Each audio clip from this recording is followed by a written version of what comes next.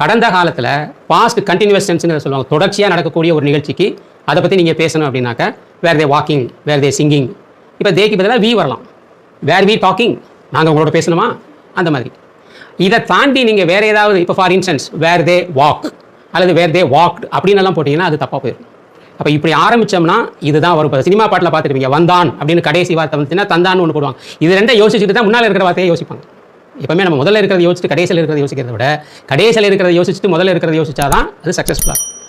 அப்போ சப்ஜெக்ட் தேன்னு போட போகிறதா இருந்தால் வேர், அப்போ வேர் தே வாக்கிங், வேர் தே சிங்கிங்.